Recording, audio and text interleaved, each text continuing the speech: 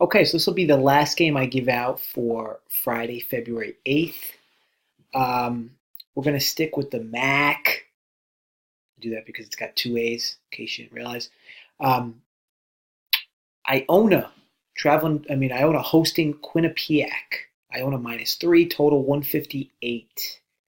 I remember a time when Iona wasn't just good.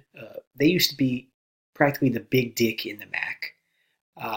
But wow, have times changed? Now Iona's lost three straight games, all in which they were favored in. What's hurting Iona more than anything is really their defense. They've given up 70 or more points in 19 of their 21 games. Now I understand that Iona being one of the faster paced teams in the country, it's going to add possessions to their opponents. That's still no excuse, though. You give up 70 points in 90% of your games. Finding yourself in those types of shootouts, you're not going to win more than you should anyway. On the Quinnipiac side, they're coming off an impressive win at Niagara. They've actually won 3 of 4. This matchup here, Quinnipiac has a tremendous advantage on the offensive glass. So look for them to grab those extra opportunities at the rim. Iona is practically piss poor on the defensive glass. Despite how fast Iona plays, they only average 33.8 rebounds per game. At the pace they play, that number is absolutely putrid.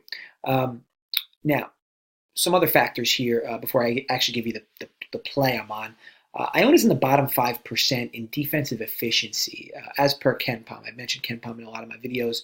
If you're not utilizing it, definitely head over to his site. Again, that's kenpom.com. Take a quick peek at what he's offering you from a college basketball perspective. It's a lot of analytics, a lot of good data to sift through. But again, Iona's in the bottom 5% in defensive efficiency. But to their credit, they can score. Now, when I look at this game, I see Iona at a soft number of 3. And, you could really make the argument for either side here. You could make the argument that Iona just really hasn't been playing that well, and now the market's kind of adjusting, and now 3 is a soft number. These two teams played this game a week ago. This line is probably 6.5. The market has adjusted, and that's why you're getting a softer line here. Problem is this Iona team is very much Jekyll and Hyde. I'm not in the mood to figure out what team I'm going to get. And Quinnipiac hasn't been playing bad. And then again, coming off a big win, it makes you kind of wonder how much confidence that this team's going to have a lot of confidence coming into this game. But again, as far as the spread goes, I'm not really going to bet it there. Now, we have a very high total here at 158. But here's why I think that number's off by about 3 or 4 points. These are two teams who are in the bottom 20% in defensive efficiency. I already mentioned to you Iona. Quinnipiac is also a bad defensive team. They're just not as bad as Iona. Two teams that give up a ton on the offensive glass. I mentioned to you where Quinnipiac's going to have an advantage there. But, defensively, they give up a lot themselves on the offensive glass. Two teams who both get to the free throw line more than 85% more. They get to the free throw line 85% more than all the other college basketball teams. There's only a small handful of teams that get to the free throw line more than both of these teams, not just one or the other. Two teams who aren't afraid to absolutely launch from 3. These teams, have no issue shooting from 3. They both shoot over 34% as a team, which isn't great. But, what does that mean, right? If you're shooting over 34% of the team, that means you at minimum have 1 to 2 legitimate sharpshooters. Then you got a few other guys that are bringing those numbers down. And that's the case with these two teams. They got a few sharpshooters.